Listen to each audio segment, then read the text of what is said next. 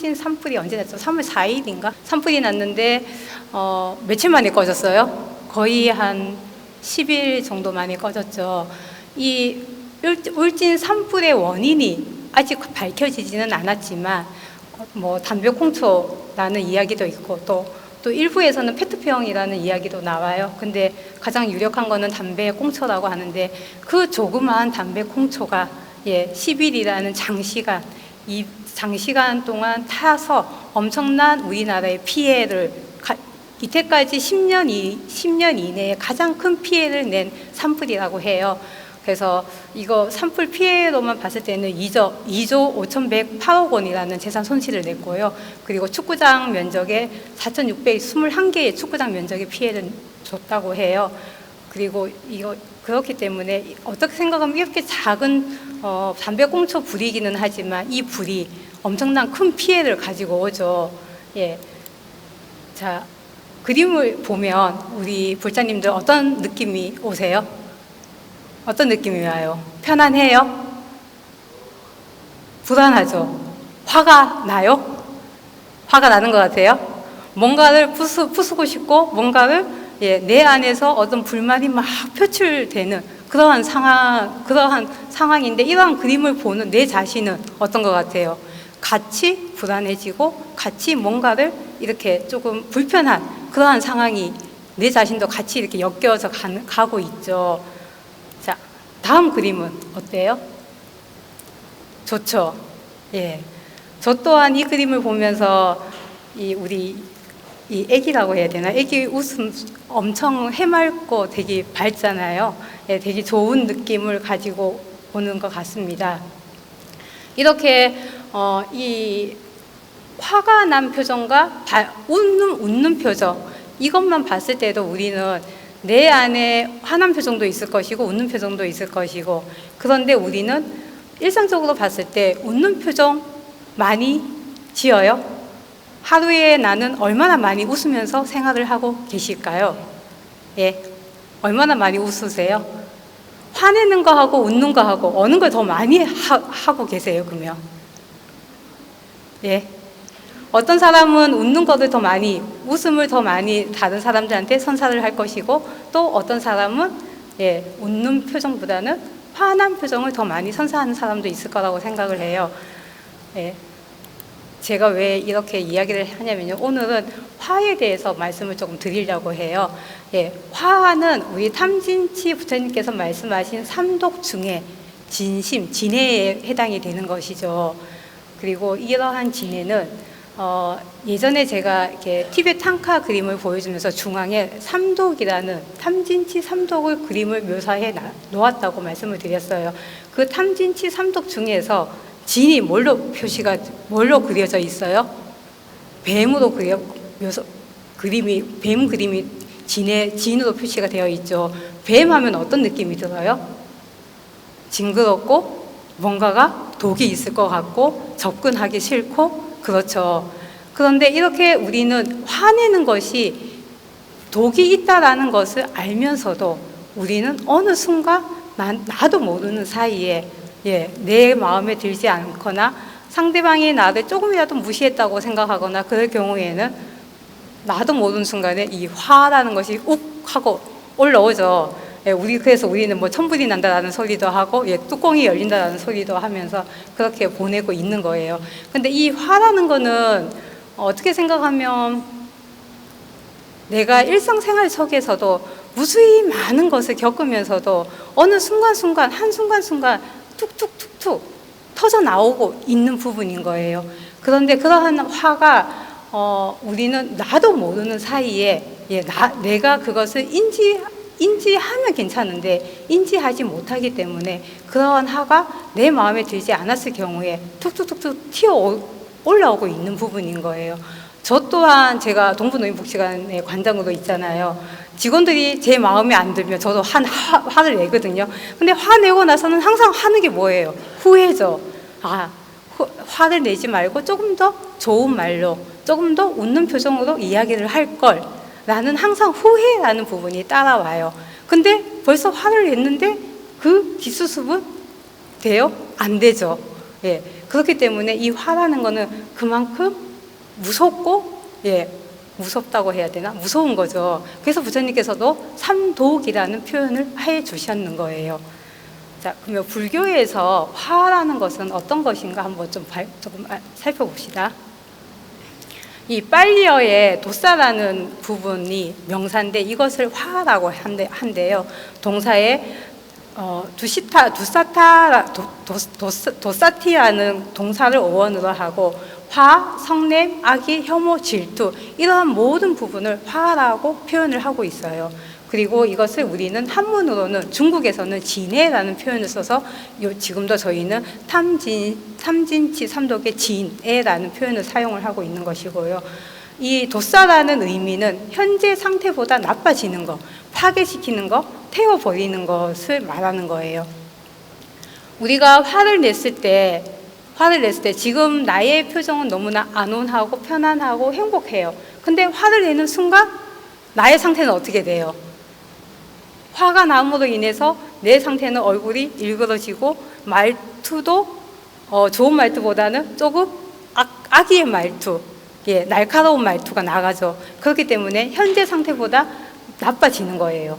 나빠지는 그러한 모든 것을 이 화라고 표현을 하고 있는 거예요.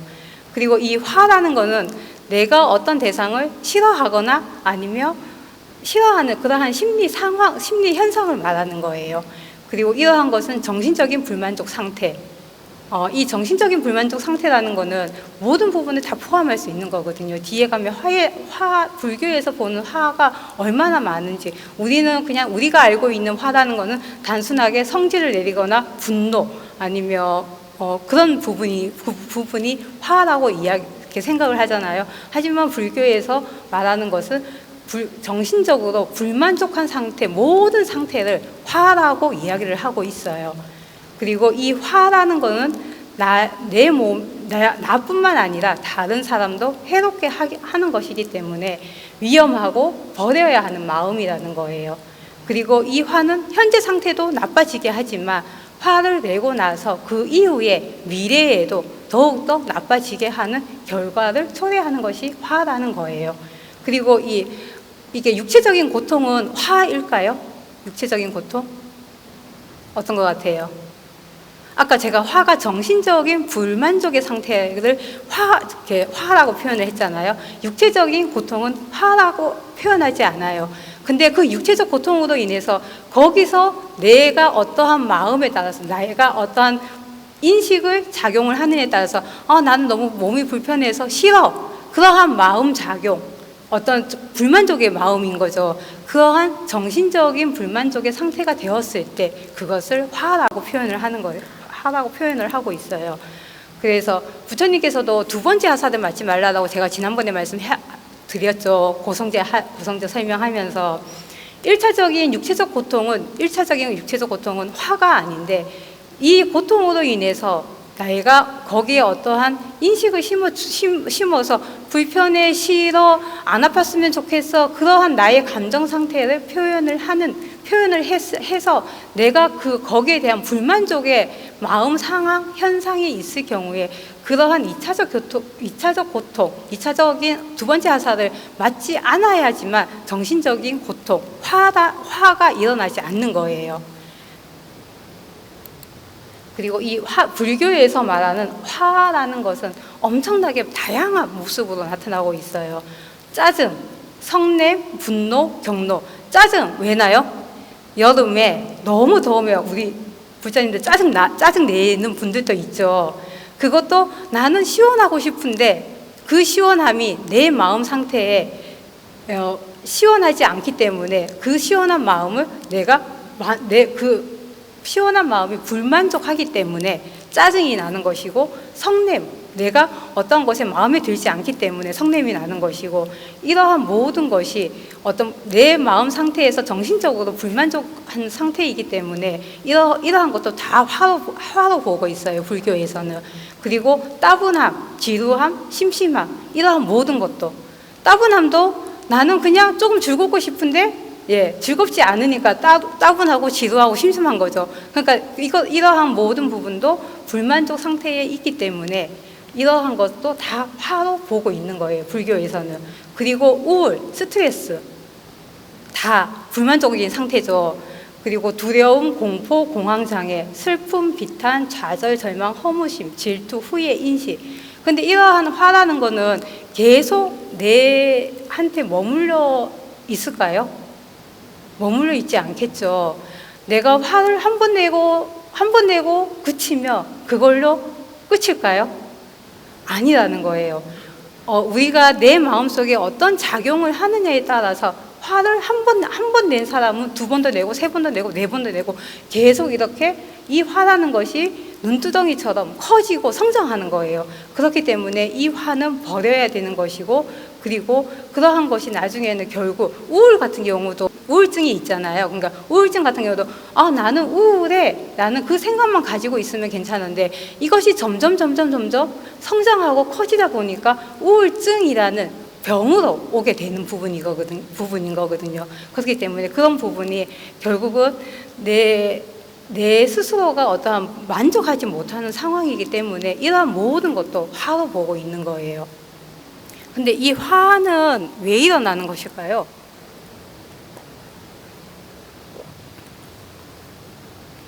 저 같은 경우도 화가 일어날 경우에는 직원들이 내 마음에 맞지 않을 때 화가 일어나거든요. 근데 집착이라는 거 봤을 때 집착은 어떤 거예요? 내가 어떠한 물건에 욕심이 생기는 거죠. 이 화는 뭔 것 같아요? 그 욕심이 생겨서 그 욕심으로 인해서 어떠한 부분이 채워지지 않으니까 화가 일어나는 거거든요. 그래서 이것이 정신적인 불만족 상태인 거거든요.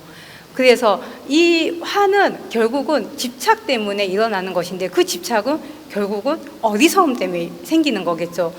이것은 나한테는 이 정도면 충분해라는 그러한 부분을 스스로가 인식을 하면 화가 일어나지 않을 거예요. 근데 나는 점점 더 많은 것을 원하죠. 근데 그 점점 더 많은 것을 원하는 그 집착이 결국은 내한테 필요 없는 어리석음이라는 것을 인지하지 못하기 때문에 화가 일어나는 거거든요. 그리고 이러한 화 같은 경우에는 어리석음이기 때문에 어리석음을 없애기 위해서는 지혜가 있어야 되겠죠. 지혜가 있어야 되는 것이고, 탐욕, 자만, 이러한 모든 것도, 탐욕 같은 경우, 탐욕도 아까 어떤 집착의 일종인 거죠. 자만. 자만 같은 경우에는 나는 너무 잘났어. 나는 너무 잘났다는 거, 아니면 열등감, 우울감, 열등감, 이 모든 것이 다 자만에 포함이 되는 것이거든요. 자, 우리가 집에서 혹시라도 부부싸움 한 번씩 하시죠? 부부싸움 할 때 어때요? 상대가 마음에 들어요? 마음에 안 들죠? 마음에 안 들기 때문에, 근데 그 마음에 안 드는 거는 왜 마음에 안 들까요? 내 마음대로 안 돼서. 그렇죠. 또 한편으로 생각하면 내 마음대로 안 되고 남편은 내 말을 들어주지 않아요. 아니면 보살님은 남편의 말을 들어주지 않기 때문에 서로가 서로의 어떤 불만족인 상태가 표출이 되기 때문에 부부싸움이 일어나는 거죠. 그리고 자녀하고 대화할 때도 보면 대화할 때 어때요? 요즘은 세대 차이가 너무 많이 나서 자녀하고의 대화나 이런 부분이 잘 이루어져요? 잘 안 되죠. 그런 부분이 견해의 차이인 거예요. 견해의 차이. 내 생각만 옳다. 너 생각은 잘못됐어. 그렇기 때문에 너는 틀렸어. 라는 내 스스로의 잘못된 생각을 가지고 있기 때문에 결국은 싸움이 일어나는 거고, 자녀와의 대화에서도 어떤 불만족이 이렇게 대화가 이루어지지 않는 부분인 거거든요. 그래서 이러한 것은 그 원인이라는 부분을 내가 철저하게 관찰을 해야 되는 부분인 거예요. 내가 내 속에서 화가 이렇게 올라오고 있을 때, 나 지금 화가 올라오고 있네? 근데 그 화는 왜 올라오는 것일까? 라는 부분을 본인 스스로가 매 순간 자각하고 알아차림을 해야지만 화를 내지 않게 되는 거예요. 자, 우리가 농사를 짓잖아요. 농사를 지으면 밭에 풀이 나잖아요. 근데 풀을 이렇게 뽑을 때 뿌리를 남겨두고 뽑으면 어떻게 돼요? 금방 또 나죠. 예, 화도 마찬가지인 거예요. 그 뿌리까지 완전히 없애줘야지만 그 밭에 그 풀이 다시 나지 않는 것처럼 우리도 내 마음속에 화가 일어날 때 그 원인을 철저하게 확인하고 알아차림으로 해서 그 원인을 철저하게 내 스스로가 잘 이렇게 넘겨야지만이 그 다음부터는 그러한 원인으로 인해서 화를 내지 않게 된다는 거예요. 그리고 이 화가 너무나 이렇게 너무나 많이 내가 지금 화를 내고 있네라는 부분을 인지하지 못하고 화를 팍 냈어요. 화를 팍 냈을 때 화가 난 그 순간에 그 원인을 찾으면 제대로 찾아질까요? 안 되겠죠. 왜? 나의 잘못보다 너의 잘못이 더 커. 나는 잘못된 원인을 가지고 올 수 있기 때문에 내가 화가 정말로 많이 나 있는 상황에서는 그 원인 파악을 해서는 안 되는 거예요. 그리고 부부싸움을 할 때도 그 순간에 네가 잘못해서 서로의 잘못이라고 막 이렇게 하잖아요.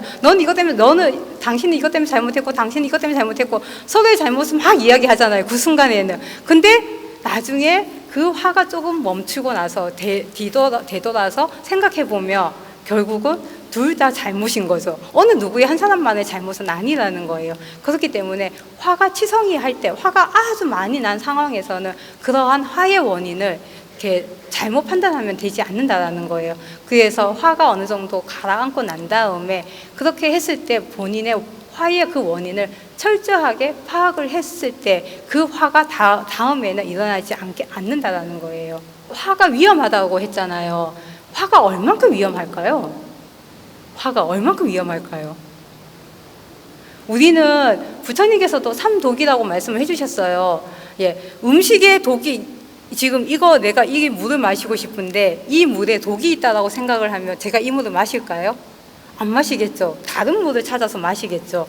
근데 우리는 진심, 화내는 것이 삼독이라는 것을 알면서도 매 순간순간 나도 모르는 사이에 그 독을 먹고 있는 거예요. 가능한 일일까요? 그것이 음식이라고 생각을 한다면 전혀 불가능한 거죠.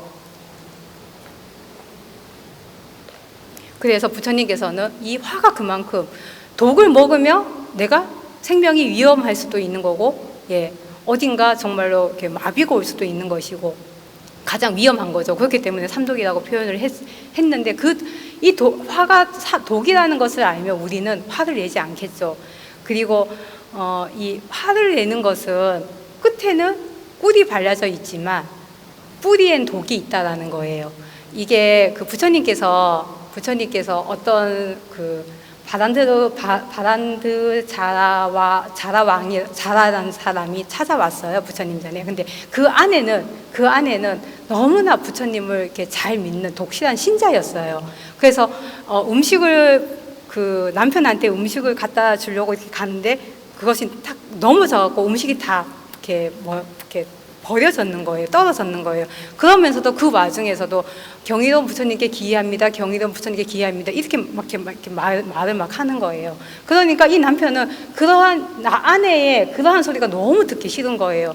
그래서 너는 그 사람이 대체 누구길래 그렇게 존경한다라는 이야기를 하냐라고 하니까 당신은 이 세상에서는 가장 고귀한 분이시고 모든 것을 깨달은 분이시다. 그분은 당신이 그분께 한번 찾아가서 한번 여쭤봐라라고 말씀을 이렇게 얘기를 해요. 그러니까 이 바라문이 부처님 전에 찾아가서 세상에서 고통스럽지 않고 편안히 잠들려면 무엇을 끊어야 합니까? 라고 이렇게 부처님께 여쭈어요. 그러니까 부처님께서는 분노를 없애며 편안하고 고통이 없고 편안하게 잠을 잘 수가 있다라고 말씀을 해주시거든요. 그렇게 말씀하시면서 부처님께서 말씀하시는 것이 화를 내는 것은 끝에는 꿀이 발라져 있지만 뿌리엔 독이 있다라고 이렇게 말씀을 해주시거든요. 이 말씀을 듣는 순간 이 사람은 부처님께 기이해서 나중에는 아라한이 되었다라는 이야기거든요. 자, 우리가 화를 내는 그 순간에는 나는 어때요? 화내는 그 순간에 나는 어때요?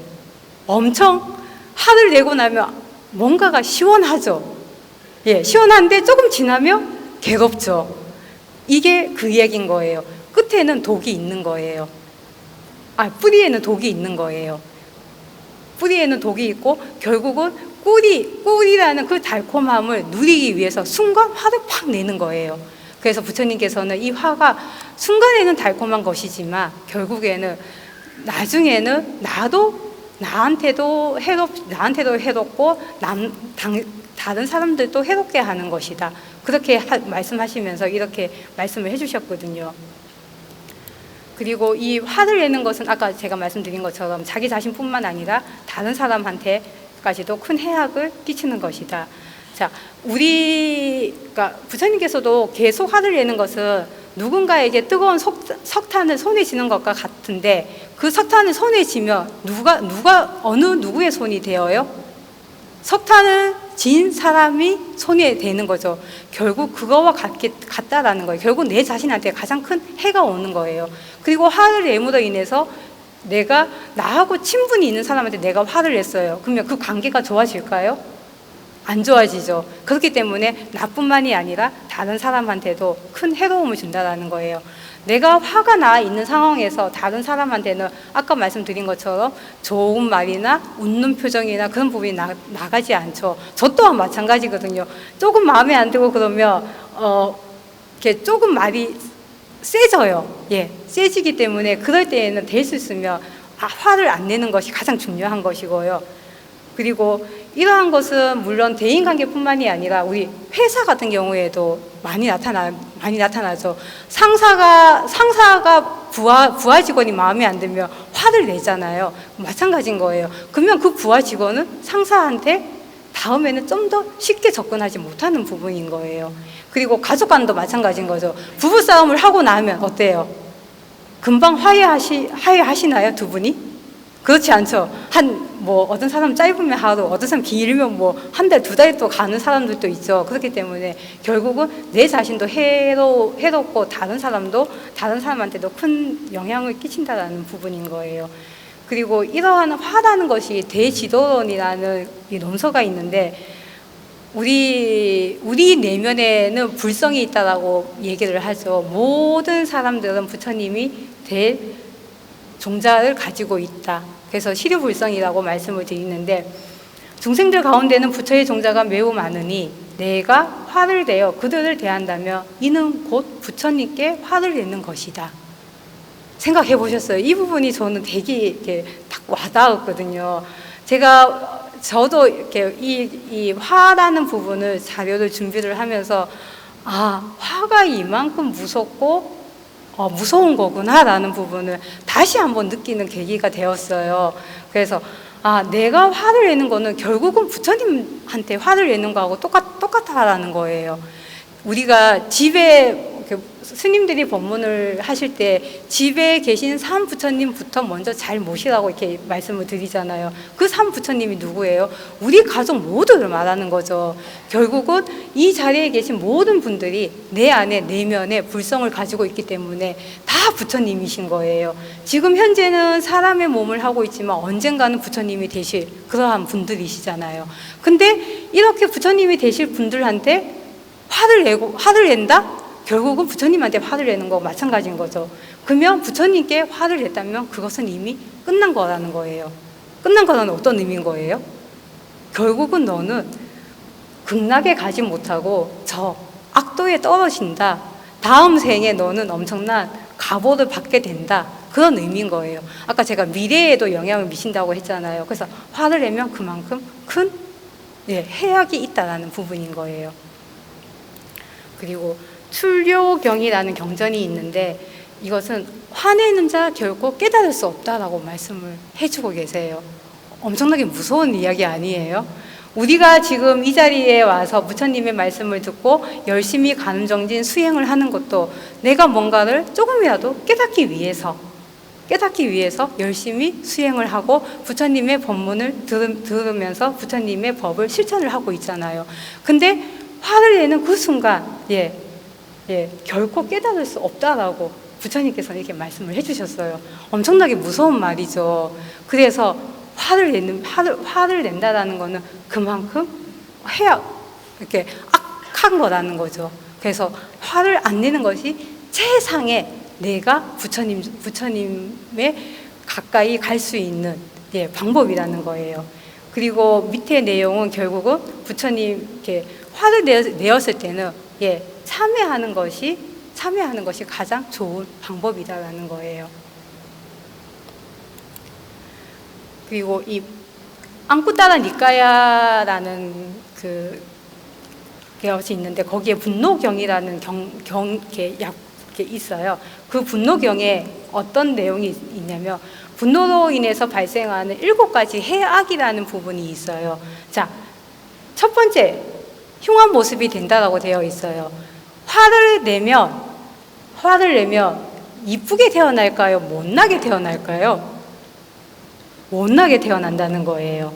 혹시 지금 현생에서 내가 생각했을 때 나는 정말 예뻐요 라고 생각하면 전생에 화를 많이 안 내셨던 분들이신 거고, 혹시라도 내가 생각을 해서 난 정말 못생겼어, 나 왜 이래 못생겼을까 라고 생각을 하면 전생에 화를 많이 낸 사람이라고 생각을 하면 되는 거예요. 그래서 이 화를 많이 내면 웃는 사람의 얼굴은 어때요? 보기 좋죠. 편안하고, 남들이 봤을 때도 웃는 사람의 표정은 너무나 편안하고 행복하고, 보는 사람마저도 같이 행복해지는 그런 표정을 짓고 있는데, 화를 내는 사람은 그렇지 않죠. 그만큼 화를 내었을 경우에는 흉한 모습이 된다는 거예요. 그리고 우리가 아까 정신적인 불만족 상태라고 말씀을 드렸잖아요. 어떤 정신적인 불만족, 뭔가가 채워지지 않고 스트레스를 받아 화가 나 하면 우리 잠을 편안하게 잘 수 있을까요? 잠을 못 자겠죠. 편안하게 잠을 못 잔다는 거예요.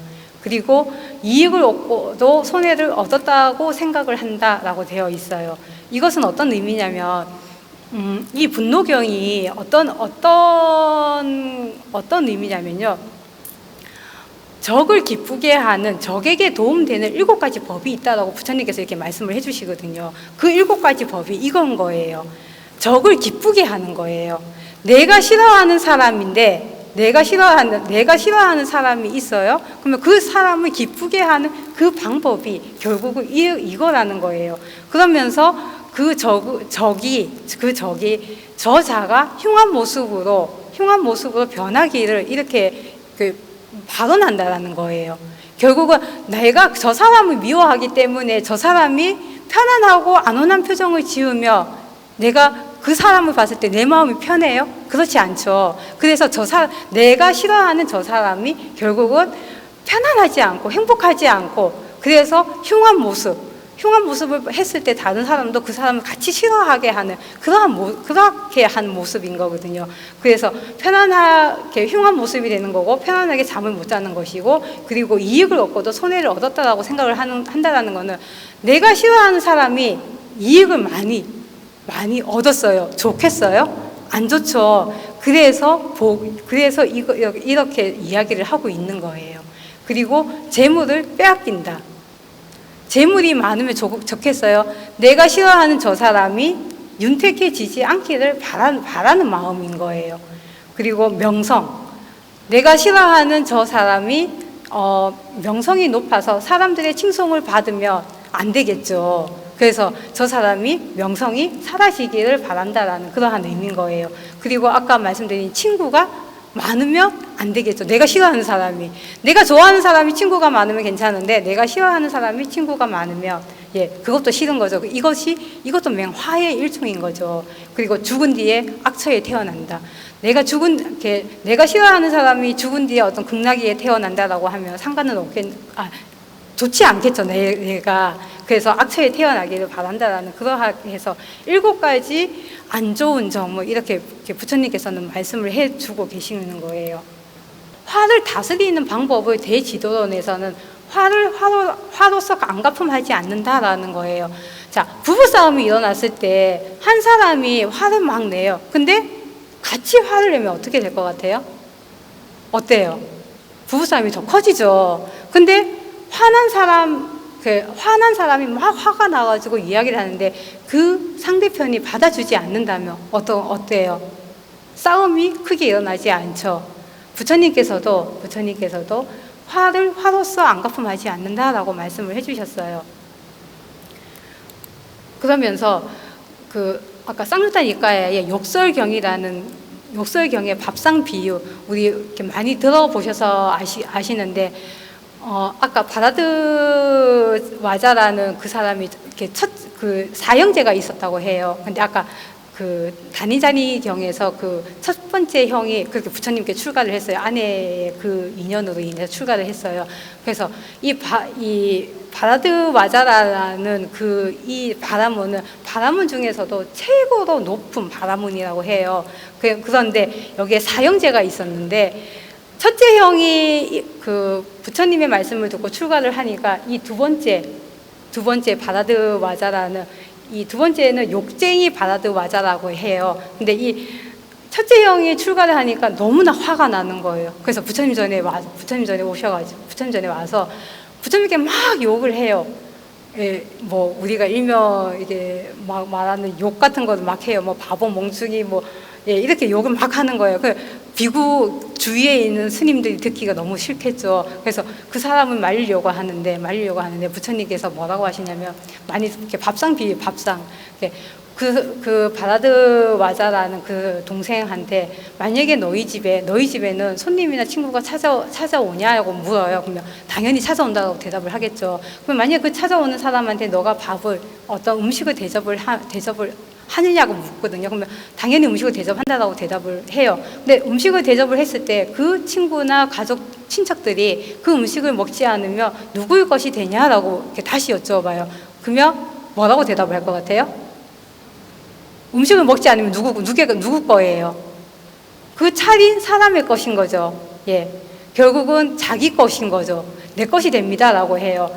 이와 마찬가지다. 너가 아무리 욕을 해도 나는 그 욕을 내가 받지 않았기 때문에 그것은 내 욕이 아니고 너의 것이다 라고 말씀을 해주십니다. 그래서 화로서 받아들였을 경우에는 결국은 같이 화가 나면서 더 큰 화가 되지만 그 화를 내는 사람의 그 화를 내가 받아들이지 않았을 경우에는 나의 화가 되는 거 아니에요. 다른 사람이 나한테 아무리 욕을 하고 나쁜 놈 뭐라고 이렇게 해도 그것을 받아들이지 않으면 그것은 결국은 나의 것이 되지 않고 그 이야기한 상대편의 것이 된다라는 것이죠. 그래서 밥상 비유를 하면 이렇게 말씀을 해주시는 거예요. 그리고 연민을 통해서 적개심을 가라앉힌다라고 이렇게 말씀을 해주셨거든요. 근데 이러한 부분은 어떤 것이냐고 하면 연민, 상대방이 아무리 그렇게 욕을 해도 그 사람의 좋은 점을 생각하라라는 거예요. 우리가 저 사람이 나한테 욕을 하는데 그 사람의 좋은 점을 떠올릴 수 있을까요? 부부 싸움을 할 때 좋은 것만 생각나요? 나쁜 것만 생각나요? 나쁜 것만 생각나죠. 근데 그런 와중에서도 이 화를 내지 않게 하기 위해서는 그 사람의 나쁜 점보다는 그 사람의 좋은 점을 생각하라는 거예요. 그러면 내한테 올라오는 이 화가 점점 다스려진다라는 거예요. 그리고 세 번째는 자신을 훈계하라는 거예요. 여기에는 밑에 보면 토배 비유경이 있는데 이게 어떤 왕이 있는데 왕이 이 부처님 전생 이야기인 거예요. 부처님 전생 이야기인데 이렇게 어떤 톱으로 도둑이나 첩자가 사지를 마디마디 잘라낸다 하더라도 그들에 대해서 마음을 더럽힌다면 그는 나의 가르침을 따르는 자가 아니다라고 부처님께서 이렇게 말씀을 해주셨어요. 결국은 이거는 내가 그 사람이 나의 사지를 다 톨로 자른다고 하면 얼마나 그 고통이 심하겠어요. 그럼에도 불구하고 그 고통을 참고 인내해서 결국은 부처님의 가르침, 화를 내지 않도록 하라라는 의미인 거거든요. 근데 화를 냈을 경우에는 결국은 너는 나의 가르침을 따르지 않는 자이다라는 부분으로 가져가는 거예요. 그래서 결국은 내 스스로가 나는 화를 내면 부처님의 가르침을 따르는 제자가 아니구나. 그렇게 생각함으로 인해서 내 스스로가 자꾸 자신을 훈계하면서 나는 부처님의 제자로서 부처님께서 이렇게 말씀을 하셨기 때문에 이러한 상황에서도 화를 내지 말아야 되겠구나라는 그러한 생각을 자꾸 하라는 의미인 거거든요. 그리고 그 다음에는 업이 각자 주인임을 반조하라라는 거예요. 내가 짓는 모든 업은 누가 받아요? 옆에 있는 사람이 받아요? 아니죠. 내가 받죠. 내가 받는데 이것도 법구경에 나오는 이야기인데 분노하지 않고 청정하고 허물 없는 그런 사람에게 화를 내며 그 악은 바로 어리석은 자에게 돌아가나니 마치 바람을 향해 던진 가는 먼지처럼 이라라는 법구경에 이렇게 나와요.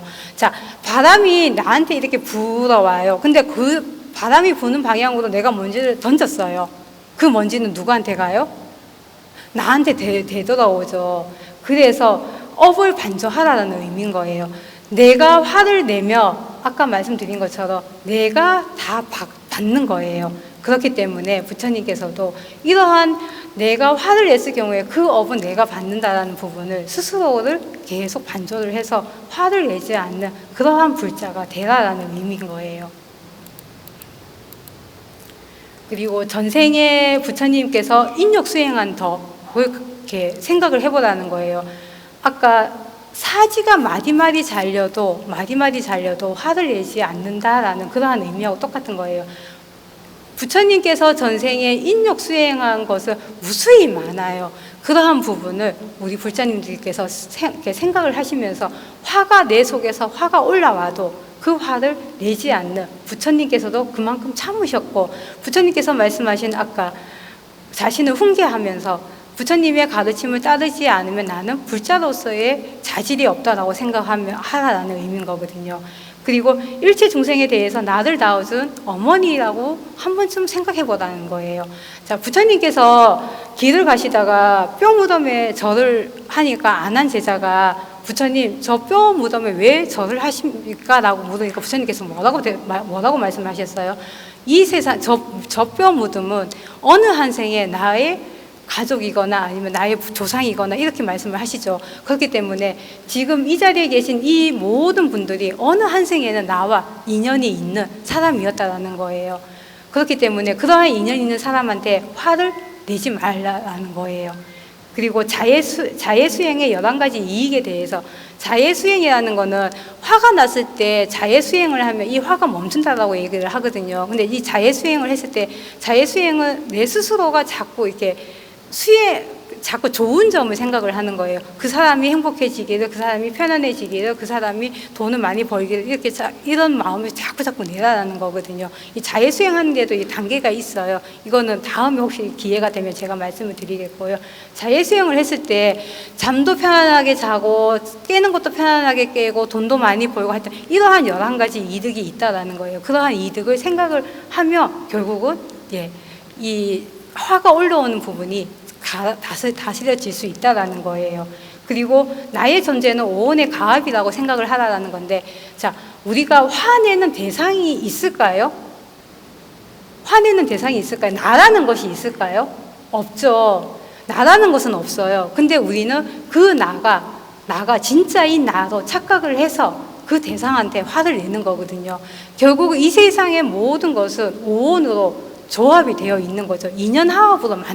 순간의 인연하합으로 만들어져서 현재 상태에서 내가 존재하는 것이고, 그 내가 인연하합으로 만들어졌는데 이것이 진짜 이 나라고 착각을 함으로 인해서 그것이 이렇게 화로서 불려 일으키는 거거든요. 그래서 이 세상에 존재하는 것은 인연하합으로 만들어졌다라는 부분을 항상 생각하라는 거예요. 그러면 그 인연하합으로 만들어졌기 때문에 인연하합으로 만들어지면 이것은 영원할까요? 그렇지 않죠. 그렇지 않기 때문에 화낼 필요가 없다라는 거예요. 그래서 이러한 부분도 함께 가지고 가면 되는 것이고요. 그리고 또 보시를 행하라는 건데요. 보시를 행했을 때 내가 어떤 사람한테 내가 미운 사람이 있어요. 근데 그 미운 사람이 나한테 뭔가 정말 이쁜 선물을 하나 갖다 줘요. 내 마음이 어떨까요? 그 사람한테 화난 마음이 점점 더 화가 커질까요? 그렇지 않겠죠. 화난 마음이 조금씩 줄어들겠죠. 그래서 그 화가 날 때는 그 사람이 믿거나 그 사람이 보기 싫거나 그 사람한테 화가 날 때는 뭔가를 보시를 행함으로 인해서 그 화나는 마음을 다스리라는 거예요. 근데 이 화를 다스리는 방법에는 부처님께서는 이렇게 대지도론에 이렇게 말씀을 하고 계시지만, 우리 같은 경우에는 어떤 걸 하고 있어요? 간음수행을 하고 있죠. 간음수행으로서 내 자신을 화가 올라오는 그 순간을 조금만 관세음보살 몇 마디만 하면 그 순간 가라앉겠죠. 그래서 화를 다스리는 방법에는 아주 여러 가지가 있어요. 근데 그 여러 가지 중에서 본인이 선택을 해서 어떤 방법을 선택을 했을 때 나한테 가장 효과적으로 이 화나는 마음을 가라앉힐 수 있는가라는 부분을 가지고 간다면 아마 그러한 부분에서 가지고 갔을 때 우리 부자님들이 화를 내지 않고 좀 더 편안하고 안온하고 행복하고 그렇게 살아갈 수 있지 않을까라는 생각을 하거든요. 자, 화의 가격, 단가 얼마나 될 것 같아요? 자, 맨 처음에 나오는 이 가방 뭐예요? 맨 처음에 나오는 가방 명품이죠. 명품 뭐예요? 구찌예요? 예, 구찌. 두 번째는요? 루비통. 세 번째는 프라다. 예, 다 명품이에요. 이 구찌나 루비통이나 프라다 이 명품 가방이 얼마 정도 할 것 같아요? 저는 안 사봐서 몰라요, 가격을. 근데 인터넷 검색을 한번 해보니까 정말로 몇백부터 몇천까지 막 이렇게 어마어마한 가격이 있더라고요. 예. 근데 우리가 이러한 명품 가방을 하나, 물론 돈이 많은 사람은 명품 가방 하나 사는 것도 너무나 쉽게 사겠죠. 근데 정말로 나는 명품 가방을 너무나 갖고 싶어. 근데 나의 월급은 뭐 한 300 정도밖에 되지 않아. 그러면 그거를 뭐 반년 이상 모아야지만 이 명품 가방 하나를 살 수 있겠죠. 예, 그만큼 이 명품 가방은 사기가 힘들어요. 근데 우리 이 화의 가격은 얼마나 될 것 같아요? 명품 가방보다 쌀까요? 예? 얼마나 비쌀까요, 그러면? 예? 얼마나 비쌀 것 같아요? 10배. 만약에 아까 구찌가 200이라면 2천만 원. 예, 단가도 친다면 그럴까요? 그거보다 훨씬 더 비싸다는 거예요. 예. 자, 부처님께서는 이포리 행론 인욕품에서 화를 내는 사람은 몇천 겁을 쌓아온 보시와 부처님께 올린 공양 등 어떠한 선행 그 모든 것도 단 한 번에 성내는 마음으로 무너진다라고 말씀해 주셨어요. 얼마나 비싸요? 화내는 게 얼마나 비싸요? 내가 복 하나 짓는 것이 엄청 어렵잖아요. 시간도 내야 되고 마음도 내야 되고, 어제도 우리 여기 산문사 부처님 오신 날 맞이 대청소 한다고 해서 많은 부자님들이 나오셔갖고 복을 지으셨어요. 그렇게 복을 짓는데 하루 종일 복을 짓고도, 예, 하루 종일 복을 지었는데 복 짓는 것도 너무너무 어려운데 이 화를 한번 내므로 인해서 이때까지 모든 쌓아온 공덕이 한순간에 다 무너진다는 거예요. 너무나 비싼 거죠. 그러한 비싼 거를 우리는 매일 하루에 한 번 이상씩 사용하고 있다 없다? 사용하고 있다. 맞죠? 명품 가방 하나를 사기 위해서는 몇 개월을 참으면서 그렇게 생활을 하는데 이 화의 단가는 그보다 몇천 배, 몇십만 배 비싼 그러한 것임에도 불구하고 우리는 너무나 쉽게, 예, 가격이 너무나 고가임에도 불구하고 너무나 쉽게 화를 내면서 일상생활을 영위해 가고 있는 거예요. 앞으로는 우리는 어떻게 해야 될 것 같아요? 저도 이 이야기를 딱 들으면서 엄청 이렇게 전율이 왔거든요. 그래서 정말 화내는 것이 정말 이때까지 내가 쌓아온 모든 공덕을 한순간에 다 무너뜨리구나. 화 한 번으로 인해서. 근데 나는 이때까지 살아오면서 내가 화를 한 번만 냈나? 아니죠. 그러면 나는 다음 생에 이때까지 쌓아온 복이 없기 때문에 다음 생에 저 악처에 떨어질 것 같아요. 예. 그래서 이때까지는 화를 내시면서 살아오셨지만 그 화낸 것이 이때까지 쌓아온 모든 공덕을 다 무너뜨렸다고 하지만 지금부터라도 화를 내지 않고 공덕을 차분히 다 쌓아서 그 공덕을 고스란히 잘 가져가실 수 있도록 화를 내지 않는 우리 불자님들이 되셨으면 좋겠어요. 자, 화를 내는 시간은 그 감정을 다스리는 15초 법칙이 있다고 해요. 15초가 딱 정점에 이르는 시간이라고 해요. 그러면 우리는 14초만 딱 참으면 화를 내지 않게 되는 거예요. 그리고 15분이 지나면 그 화가, 모든 화가 다 사라진다는 거예요. 그래서 화가 났을 때는 관세음보살 한 5번만 부르면 15초 되겠죠. 관세음보살 5번만 불러서 화나는 마음을 잘 다스리라는 거예요.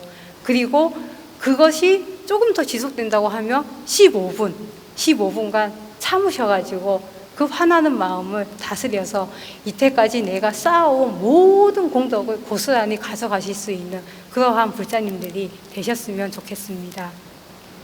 이 헤라클레스 효과라는 부분은 그냥 넘어갈게요. 나중에 혹시 기회가 되면 말씀을 드릴게요. 마지막으로 제가 지난번에 우리 마음에는 착한 늑대도 있고 나쁜 늑대도 있다고 했죠. 내 마음에 착한 늑대를 심을 것인지 나쁜 늑대를 심을 것인지, 여기서 분노의 나무를